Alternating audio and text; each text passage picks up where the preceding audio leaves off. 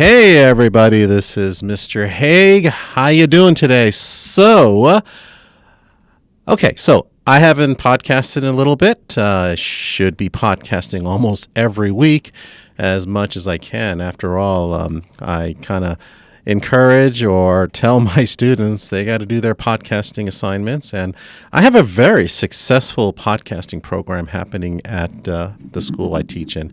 And it's really encouraging and just amazing how podcasting has impacted Generation Z, and I really take great pride in that. I've got about 7 or 8 shows going on right now with students, and which consists of about 15 to 20 podcasters, and we've got over 100 episodes, and pretty soon they'll all be published, and we're going to put them up on available on the internet and several different podcasting channels around there. So I'll offer a link on my website, and they'll have links on theirs. Definitely will publish them like crazy. Very proud of them. They're doing great. And this is the stuff dreams are made out of. So, I always want to send my students to an area where no one took them before. So podcasting is an amazing venture for them, and it's really fun and enjoyable to see. So the matter at hand here we go. So my last podcast I talked about Temecula. Temecula, the beautiful city in northern San Diego County, or southern somewhere in California, just a little bit north of San Diego. South. Anyways, you'll find it on the map.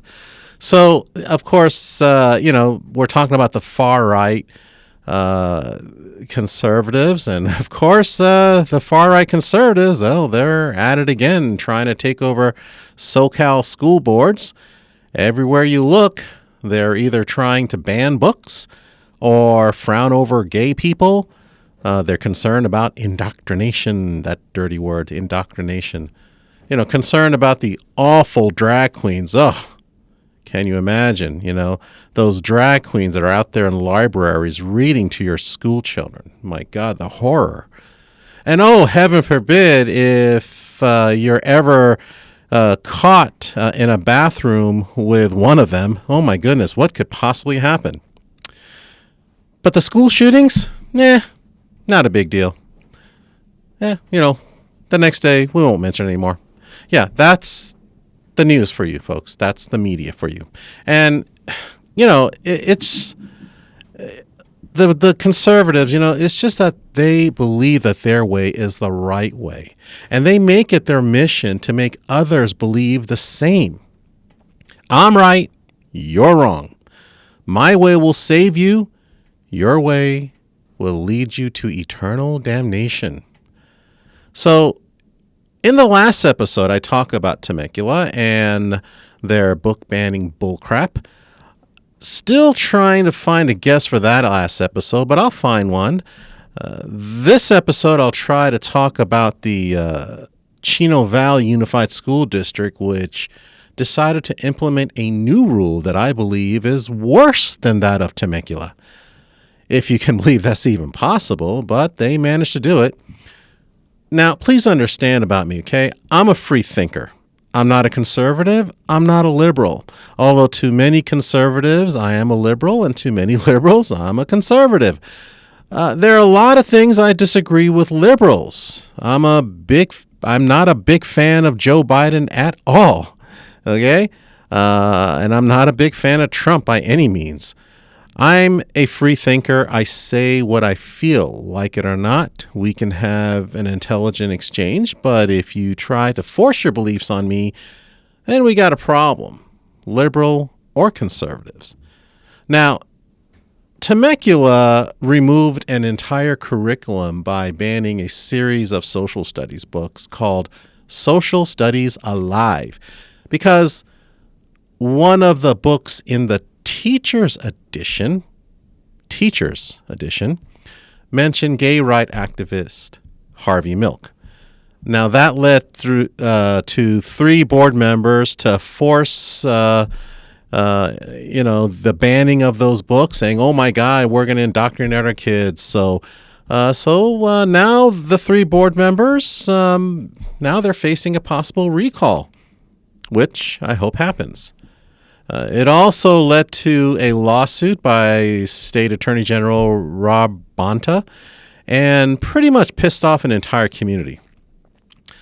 But what happened in Temecula pretty much pits the teachers against the school board, the community against the school board, which, it's common across the nation. I mean, a lot of us teachers, we go against the school board and we disagree with them, some worse than others.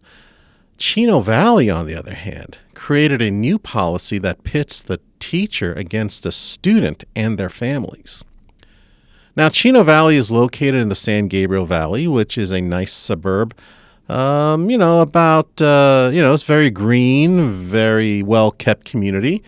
I guess now I know that's pretty conservative, but it's north of Orange County and about 30 miles east of Los Angeles.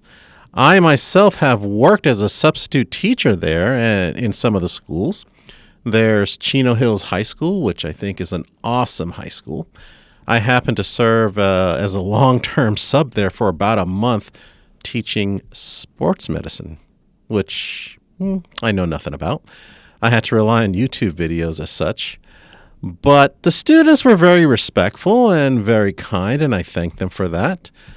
I also subbed at the Boys Republic High School for troubled youth, where they focus mostly on apprenticeship and as such, these kids, they may not be good academically, but they may make good workers and laborers. Nothing wrong with that.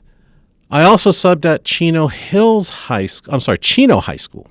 School, and I find their students to be really cool and concerned about their academics. No issues really in that school district.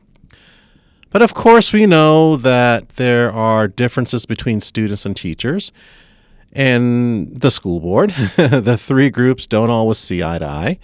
So the new rule in Chino Valley is called Parent Notification Policy, which requires that district staff notify parents in writing within 3 days if they become aware of a student using names, pronouns, or being caught entering facilities such as bathrooms that do not match their biological gender. Whoa.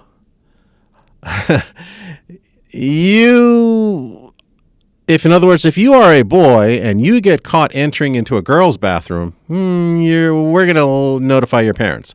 We're calling mom. Hey, mom, your son took a leak in the girl's bathroom.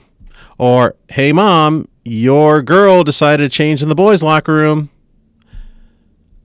I mean, if my son were to enter into the girls' bathroom and I get a call from the school, I'm thinking, okay, well, he made a mistake.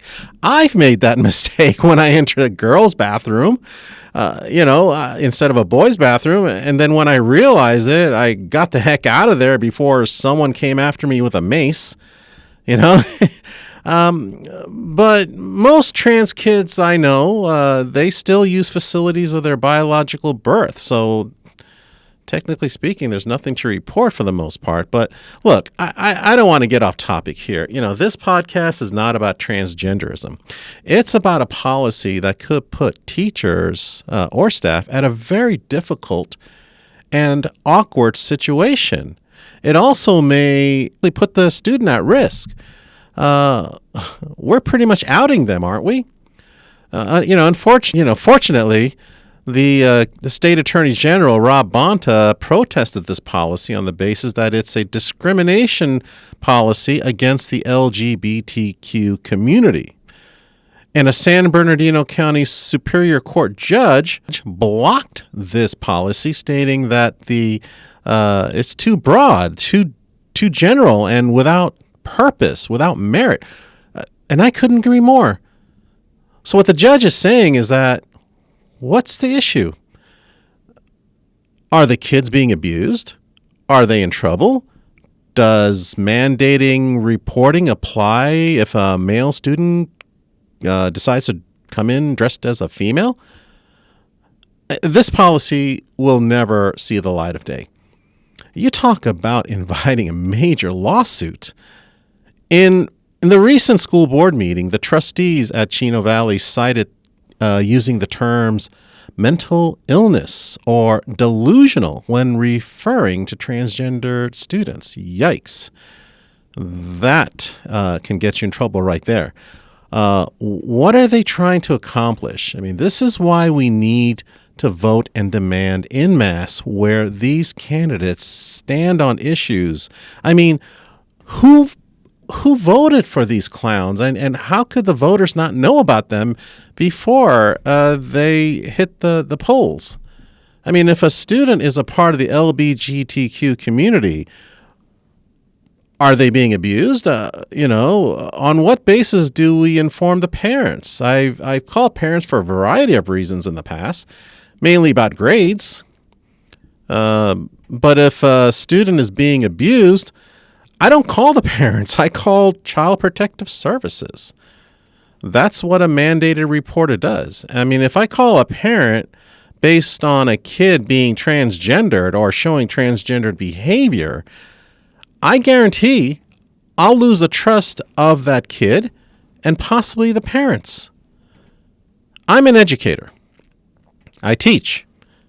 It doesn't matter if the student is gay, straight, transgendered, black, white, Asian, native, illegal, or legal alien status. If a student is enrolled in my class, they are to be treated equally without discrimination, without judgment.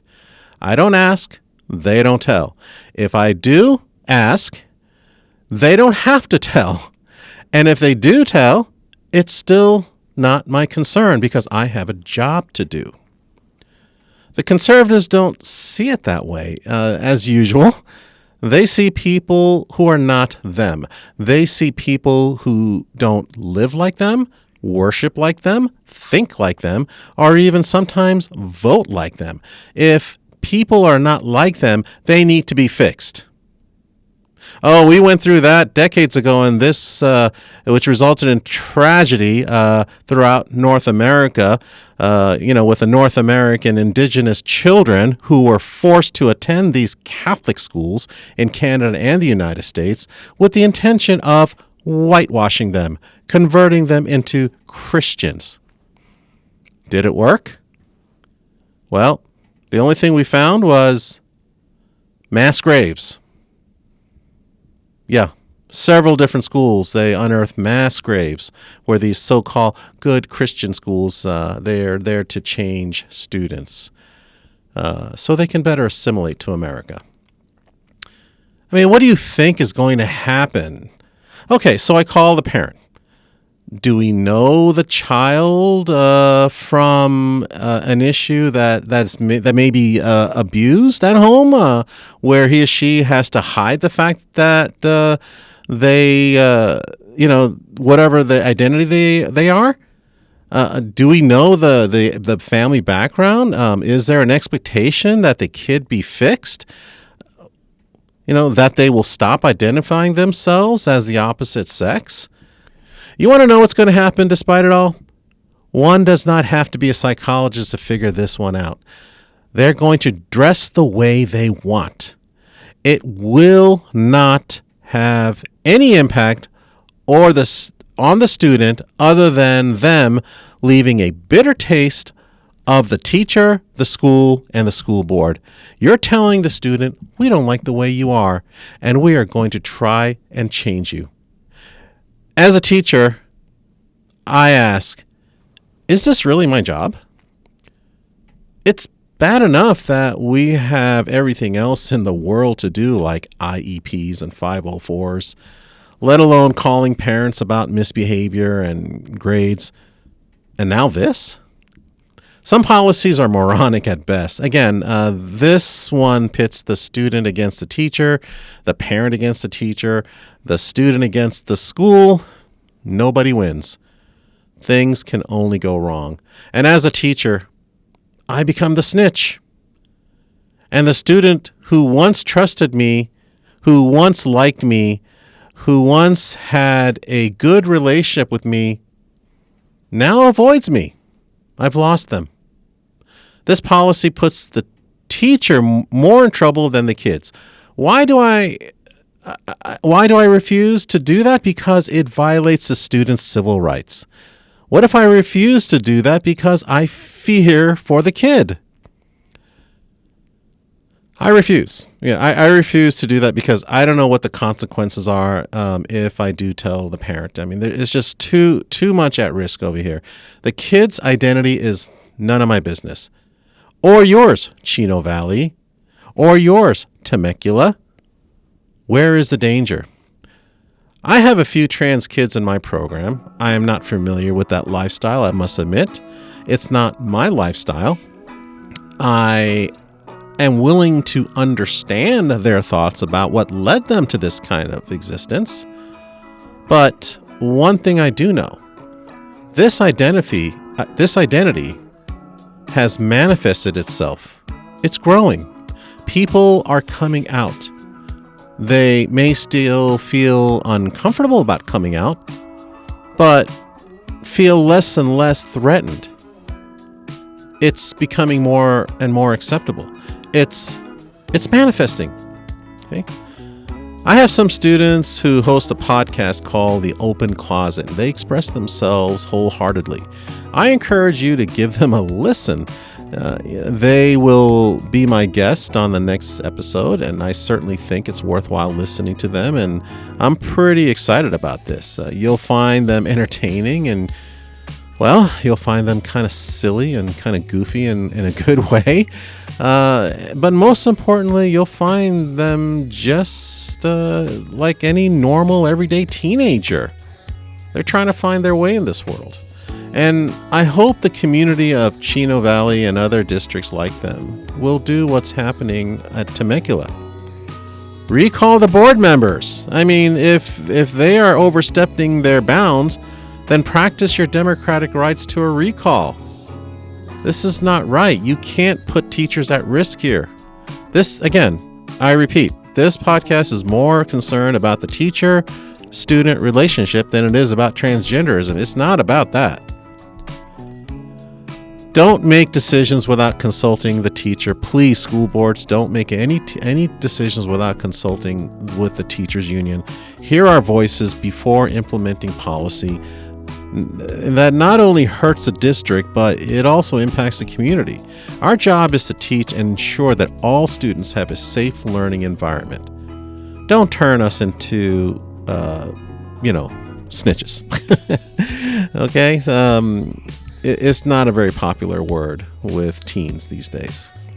All right. Well, okay. That's pretty much it for me today. This is Mr. Haig at Mr. Haig's class.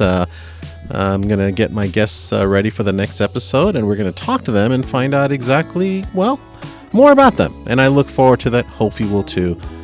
Okay. Until next time, see you later.